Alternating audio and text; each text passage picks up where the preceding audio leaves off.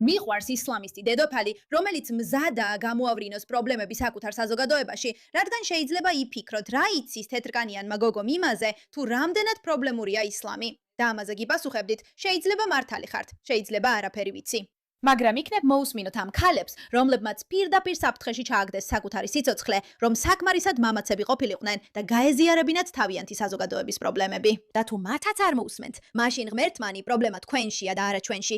ეთილი იყოს თქვენი მობრძანება ბუშპეკში. მე მქვია მეირა კეი, თქვენი წამყვანი ვარ. მოდით მოусმინოთ, რას გვეტყვის ეს შესანიშნავი ქალი. ეს არის საჯარო განცხადება ყველა ჩემს სამხრეთ აზიელისთვის, რომლებიც განსაკუთრებით იკრიბებიან გარკვეულ ადგილებში, მაგალითად, საუთჰოლის ბროდვეი და ილფორდის ჰაი-სტრიტი. ბიჭებო, მგონი ვერაცნობიერებთ, როგორც ჯგუფი, რამდენად ვარცხვენთ საკუთარ თავს ამ ადგილებში. როგორც აზიური წარმოშობის და მუსლიმი ადამიანი, ამ ადგილებში უნდა შევიდე, რომ ვიყიდო ჰალალის ხორცი, სუნელები და სხვა საჭირო ნივთები. და როცა ამ ადგილებში მივდივარ, გული მერევა.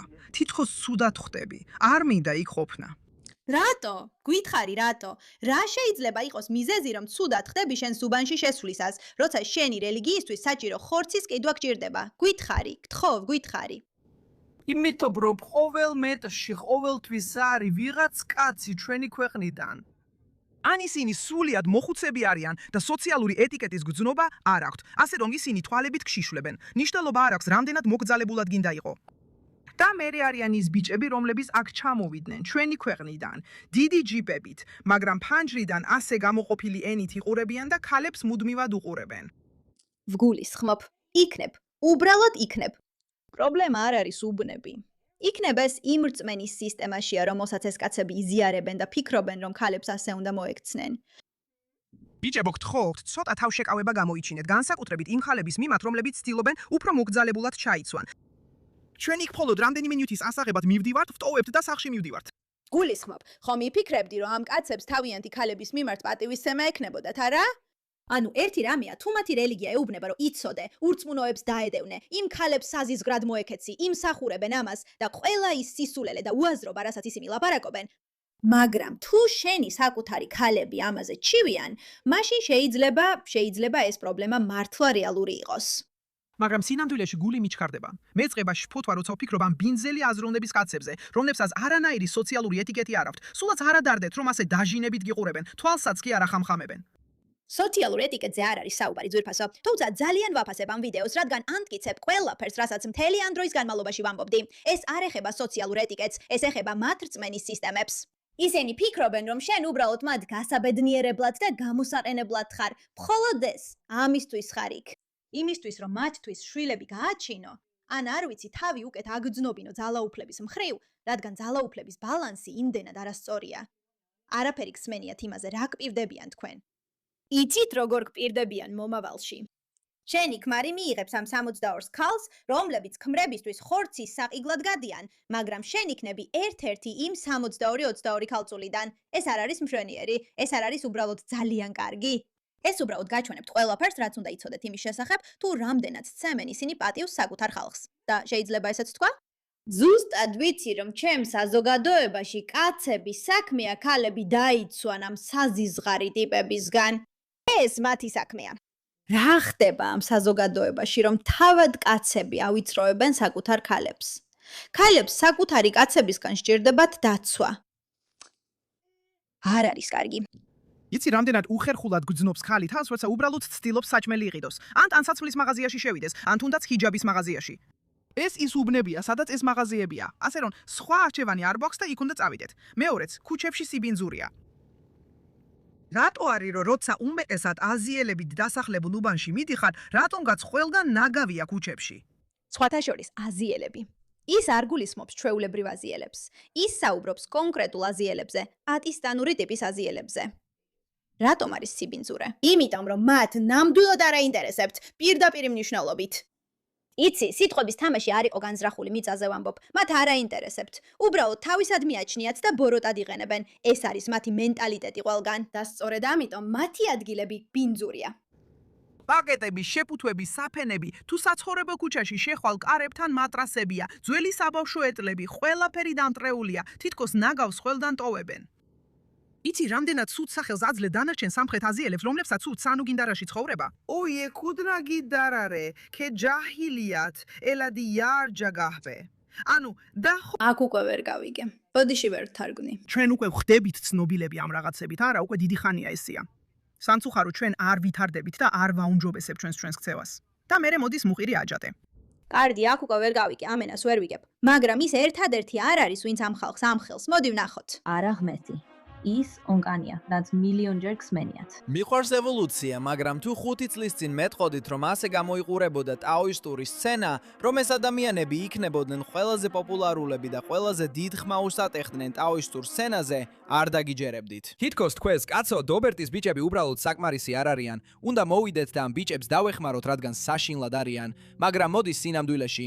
ღვთისგმობა. შეიძლება თემას მიუბრუნდე. კიკი, მას შემდეგ რაც ჩემს კითხვას უპასუხებ, შენ არ იცი რას თვლიმე ღვთისგმობად. აშკარად ღვთისგმობა იქნება ის, როცა შეურაცხყოფას აყენებს წინასწარმეტყველ მუხამედს, შეურაცხყოფას აყენებ ალას, შეურაცხყოფელ სახელებს ეძახი. რისი ბრალი დასდემას? რა გააკეთა ისეთი, რომ ამაში ადანაშაულებ? ეს შემთხვევითობა არ არის. ისლამში არის ბისმილაჰირ-რაჰმანირ-რაჰიმი. მოდით ვნახოთ რა სიტყვის ის. ისტორია, იესოს ხასიათი და ისტორია. კარგი, ის მოწინააღმდეგეა. და როგორ განსაზღვროდი მაგალითად, რომელი იესოა სწორი და რა არის ის? სწორი, იესო ის არის, ვინც არის. კარგი, არ ვითქო ის, რადგან მე ისე ჟღერს, თითქოს ვამბობ, დავა ბიჭები პირდაპირ გაანადგურებენ ამ დავა გოგოების პოპულარობას, მაშინაც კი როცა დავა გოგოები მაგალითად კორა და იტაჩი ამას საკუთარ თავებს უკეთებენ. აი ჩემი პრობლემა. შენ დაინახე ისლამი, მაგრამ ის უარყოფს, რომ ეს ისლამურია და მაინც მუსლიმად რჩება და სწორედ ამას ვაწყდებით აქ. აღარავინ შეძლებს დამარწმუნოს, რომ ჰადისები სინამდვილეში წინასწარმეტყველ მუჰამედის სიტყვებია. აღარავინ დამარწმუნებს, რომ ჰადისები უბრალოდ სიტყვები არ არის. ის ჰადისების უარმყოფელია. ასე რომ დიახ, ის იმ მუსლიმებს შორისაა, ვინც უყვარს ისლამი, უყვარს მუჰამედი, მაგრამ ვერ პატივსცემს იმ ფაქტს, რომ მისი ისტორია საკმაოდ ბუნდოვანია. და მე მანამდეც ვილაპარაკე მასზე და ვთქვი, რომ ის სინამდვილეში აპირებს გამოავლინოს სიმართლე ისლამის შესახებ, მაგრამ უარყოფს, რომ ეს ისლამურია და მაინც მუსლიმი დარჩება. და აი სწორედ ამას ვაწყდებით ახლა. მაგრამ ხედავთ, საქმე მხოლოდ იმაში არ არის, რომ ისინი უბრალოდ ამხელენ, რამდენად ცუდია ეს. ამ ადამიანებიდან ბევრი, ეს ქალი ინფლუენსერები ინტერნეტში, უკვე იწყებენ იმის დანახვას, რამდენი ხარვეზია იმ რელიგიაში, რომელსაც ისინი მისდევენ და ამაზე საუბრობენ. ვერავინ ვეღარ დამაჯერებს, რომ ჰადისები სინამდვილეში წინასწარმეტყველი მუჰამედის სიტყვებია. ვეღარავინ დამაჯერებს, რომ ჰადისები უბრალოდ მჩაგვრელი, თავდაუჯერებელი და გარყვნილი კაცების სიტყვები არ არის. რადგან რას ნიშნავს, როცა ჰადისი ამბობს, რომ ალაჰი ქალს დაწყევლის, ალაჰის წყევლა, იცით რამდენად სერიოზულია ალაჰის წყევლა? ალაჰი წევლის ქალს, რომელიც წარბებს იპუტავს. ალაჰი დაწყევლის ქალს, რომელიც წარბების გარშემო თმას იშორებს, მაგრამ არ არსებობს ჰადისი, სადაც ალაჰი დაწყევლის კაცს, რომელიც ბავშვზე ქორწინდება. გულისხმობ მართალია ამაში. სასაცილოა, რომ სწორედ წარბების თემა გააღიზიანა, მაგრამ იცი რა, ქალები ყოველთვის ქალებად დარჩებიან. ქალებს სურთ იყვნენ ლამაზები, მოგცეთ უფლება, წარბები დავიპუტოთ. იცი რომ ისლამი წარბების ამოპუტვას ეწინააღმდეგება. რა კამპანიაა? წარმოიდგინე ყველა ეს ბიუთი ბლოგერი, ვინც გავლენას ახდენს სხვებზე, სინამდვილეში მკრეხელები არიან, ისინი უწმუნონი არიან. თუ ლამაზი წარბები გაქვს, თუ ჰოლივუდის ნაწილი ხარ, თუ ლამაზი ხარ, ან უბრალოდ გინდა სახეზე იზრუნო, ალაჰის რისხვას დაიმსახურებ. ხო, ასე რომ ვამბობ, ცოტა აბსურდულად ჟღერს. უბრალოდ ასეა, აბსურდულად ჟღერს და ის მართალია. ალას უფრო დიდი პრობლემა ექნება ამასთან, ვიდრე ბავშვებზე ქორწინებასთან. ანუ ის ჩვენს მადიურად ყველაფერს აკეთებს ძვირფასო. ასეა უბრალოდ. მოიცა სწორია. ჰადისის წიგნი ამბობს, რომ ბავშვებზე დაქორწინება ნებადართულია. მოიცა. მოიცა, ნახე. მოგიფები რაღაცას, კარგი. მოგიფები რაღაცას, მოიცა. მიზეზი, რატომაც ეს კაცები უარს ამბობენ, ხელახლა გადაამოწმონ ჰადისი, სადაც აიშა 6 წლის იყო. მიუხედავად იმისა, რომ არსებობს მეტი ისტორიული მტკიცებულება, რომელიც საპირისპიროს ამტკიცებს, ისაა, რომ მაშინ მათ მოუწევდათ სხვა ჰადისების გადახედვათ, რომლებიც საჰიჰად ითვლებოდა. ჰადისები, რომლებსაც ისინი იყენებენ ისლამის პატრიარქალური ინტერპრეტაციის საფუძვლად.